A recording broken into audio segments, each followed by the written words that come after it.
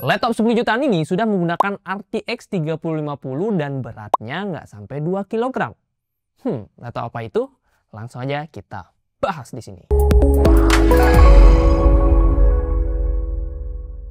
Yo guys, Ragajan bersama Rahkrisna di sini, dan pada kesempatan ini kita akan memberikan rekomendasi 5 laptop 10 jutaan yang bisa kalian pertimbangkan di bulan Oktober sampai November 2025. Nah, dari 5 laptop tadi ya, ada laptop yang khusus buat gaming, jadi sudah menggunakan RTX 3050.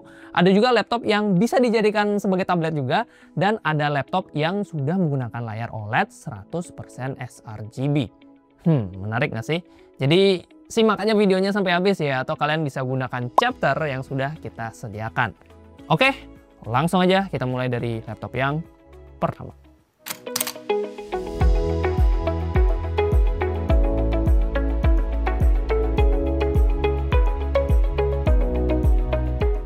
Laptop 10 jutaan terbaik yang pertama adalah Lenovo Log Essential 15IAX9E. Ini adalah laptop 10 jutaan terlaris di Shopee pada bulan Juli sampai Agustus 2025. Kok bisa bang? Ya, soalnya laptop ini punya 3 keunggulan yang bikin dia jadi banyak peminatnya. Pertama, dia pakai Intel Core i5 12450AX plus grafis RTX 3050 6GB 65W, yang mana merupakan kombinasi performa yang tergolong kencang. RTX 3050 6GB dengan TGP 65W-nya juga tergolong kencang ya. Skor Cinebench R23-nya bisa mencapai 10.582 poin. Meskipun ya nggak sekencang TGP yang nggak disunat, cuman masih oke lah. Skor 3D Max Fire Strike-nya sekitar di 9.700 poin. Dipakai main Valorant di settingan high dapat 238 fps, Black Myth Wukong di settingan medium dapat 50 fps, dan main Cyberpunk 2077 setting high ultra bisa dapetin 70 fps. Keunggulan yang kedua ada pada layar 100% sRGB-nya. Yaps, ini adalah satu-satunya laptop gaming yang ngasih 100% sRGB di harga 10 jutaan. Ukuran layarnya sendiri di 15,6 inch IPS dengan tingkat kecerahan di 300 nits dan refresh rate-nya sendiri di 144 Hz. Keunggulan yang ketiga ada pada bodinya yang tergolong enteng untuk kelas laptop gaming. 1,77 kg dengan tebal 1,99 cm. Sayangnya RAM-nya ini single channel, 12GB DDR5 4800 MHz. Karena cuma ada satu slot, jadinya laptop ini nggak bisa dual channel.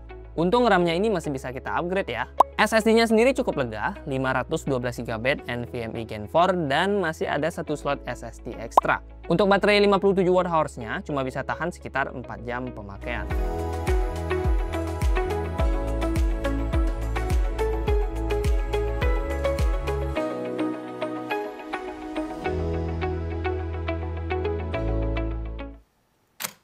Laptop 10 jutaan terbaik yang kedua adalah Asus VivoBook S14 Flip. Buat kalian yang lagi bingung, better pilih laptop atau tablet, nah kebetulan Asus ini udah bisa ngasih dua-duanya.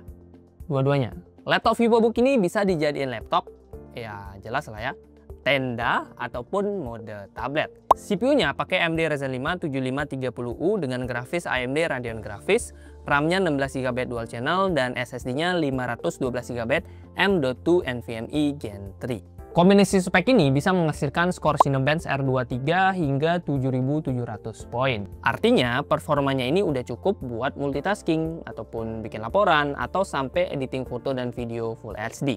Soal performa grafis, VivoBook S14 Flip bisa dapetin skor sekitar 960 poin pada pengujian 3D Max Steel Nomad Lite. Skor yang udah oke lah ya buat jalanin aplikasi kreatif kayak Photoshop ataupun desain grafis. Nah, ini adalah performa yang tentunya cocok banget ya jika kita kawinkan dengan layar touchscreen-nya yang ukurannya di 14 inch. Sketching jadi lebih asik, begitupun bikin desain-desain yang berhubungan sama fashion.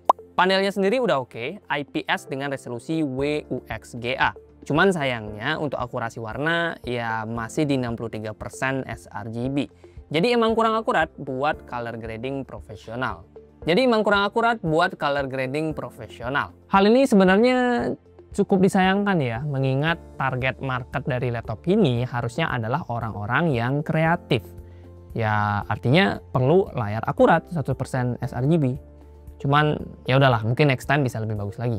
Bobot laptop ini tergolong biasa aja di 1,6 kg dengan tebal 1,89 cm. Kapasitas baterainya sendiri juga biasa aja ya, di 50 Wh yang bisa bertahan sekitar 5 jam pemakaian. Untungnya masih ada slot upgrade ya, baik itu buat RAM-nya maupun storage-nya. Plus portnya sendiri udah lengkap, bisa kalian cek aja di sini.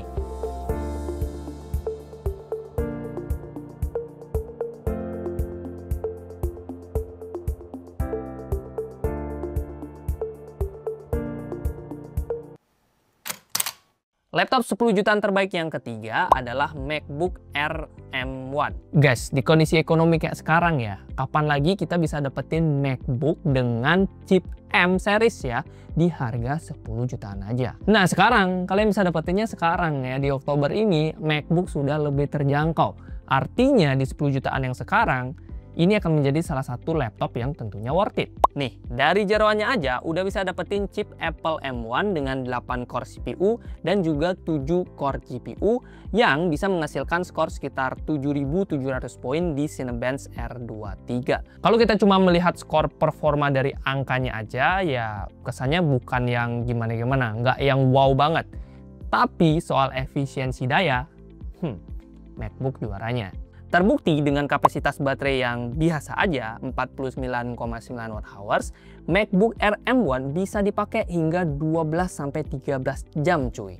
Bobotnya juga ringan di 1,29 kg dengan ketipisan di 1,61 cm. Ya nggak heran lah kenapa MacBook sering banget nangkring di coffee shop favorit kita. Karena ya emang laptop ini enak banget buat dipakai WFC-an. Kalau secara performa GPU, MacBook Air M1 bisa dapetin skor sekitar 21 ribuan di Geekbench 5. Artinya laptop ini masih oke buat dipakai kerja di Photoshop ataupun Premiere Pro. Asal ya videonya itu resolusinya di Full HD dan kalau bisa durasinya nggak terlalu lama. Ya maksimal di 5 menit aja. Karena kalau lebih dari itu, RAM-nya sih udah akan mulai ngos-ngosan. Ya pas-pasan banget pak, 8 GB Unified Memory yang udah nggak bisa kita upgrade. Storage-nya juga ngepas aja di 256 GB dan sama-sama nggak bisa di-upgrade. Jadi bisa dipastikan dulu apakah kebutuhan kalian sudah cukup dengan kondisi RAM-nya ini. Nah kalau soal layar, MacBook Air M1 adalah juaranya. 13,3 inch IPS QHD+ dengan Retina display. Akurat, tajam sehingga enak lah ya buat dipakai harian maupun ngedesain. Untuk boardnya siapin dongle aja sih. Ya, nih lihat di sini.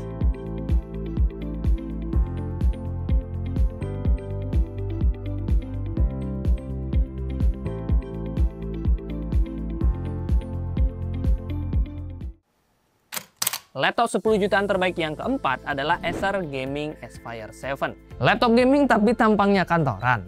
Nih, ada jawabannya. Acer Gaming Aspire 7 Pro. Susah juga ya, gaming ya. Yang pokoknya Aspire 7 Pro. Laptop gaming dengan baterai paling awet. Bisa tahan sampai 7 jam pemakaian berkat kapasitas baterainya di 53 Wh. Secara performa juga nggak kaleng-kaleng. Intel Core i5 13420H dengan Nvidia GeForce RTX 3050 6GB, RAM 8GB DDR4 3200 MHz, dan SSD 512GB M.2 NVMe Gen 4. Berdasarkan data benchmark dari Gaptec ID, skor Cinebench R23 multicore-nya udah nyentuh di 10.500 poin dan 12.400 poin di 3D Mark Firestrike. Dipakai main God of War Ragnarok di settingan 1080p low bisa dapetin rata-rata 64 fps, GTA 5 bisa dapetin 70 fps, dan Black Myth Wukong dapat 54 fps. Selengkapnya bisa cek aja di layar ini. By the way, hasil tesnya ini dilakukan dengan kondisi RAM dual channel ya. Jadi kita sangat menyarankan kalau kalian beli laptop ini dan masih ada budget, mending langsung upgrade RAM-nya menjadi dual channel biar performanya dan terutama gamingnya itu jadi lebih maksimal. So ya terbukti ya kalau laptop ini udah enak diajak gaming. Apalagi refresh rate-nya, dia udah 144 Hz. Bah, ini mah makin enak lagi buat main Valo. Ngomong-ngomong soal layar, laptop ini punya ukuran layar di 15,6 inch IPS Full HD. Sayangnya untuk akurasi warna di 58 sRGB aja, yang artinya belum cocok untuk editing profesional. Secara bobot juga termasuk standarnya laptop gaming ya, di 2,1 kg dengan tebal 1,99 cm. Terakhir, portnya udah kekinian dan juga lengkap, serta untuk opsi upgrade-nya bisa kalian cek aja di sini.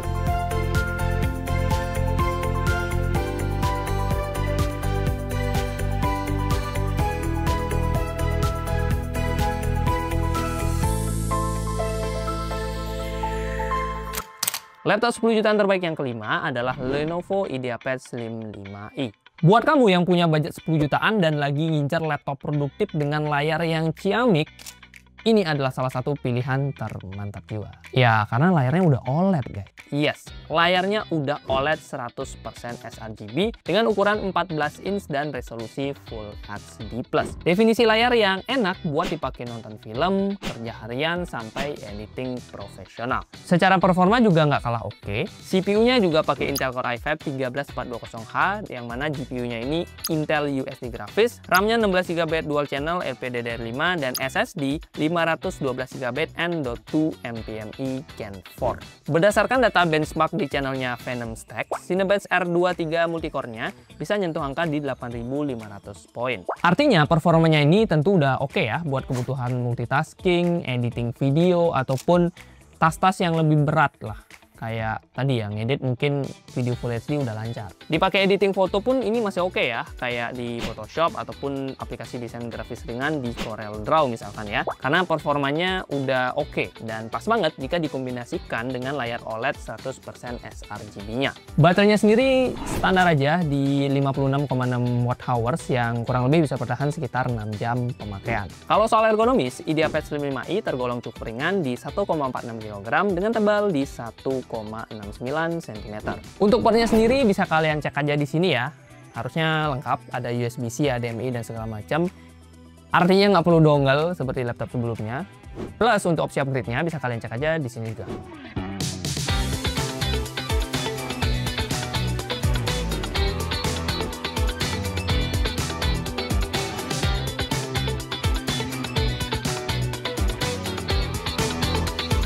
Yo guys, itu dia 5 laptop harga 10 jutaan terbaik yang bisa kalian pertimbangkan di bulan Oktober sampai November 2025. List lengkap dari 5 laptop yang kita bahas tadi bisa kalian cek aja di keranjangnya YouTube Shopping. Di sana juga udah ada link pembelian dari laptop-laptop yang sudah kita bahas plus harga terupdate-nya. Kalau kalian masih punya pertanyaan, masukan atau apapun, silahkan drop juga di kolom komentarnya Rah Gadget. Terima kasih buat yang sudah nonton. Like kalau kalian suka, dislike kalau nggak suka, dan kita ketemu di... Udah habis ya, kita udah ngebahas 3 juta sampai 10 juta. Ya tunggu aja lah. Atau kalau kalian punya request konten, silahkan drop juga ya di komentar. Bye!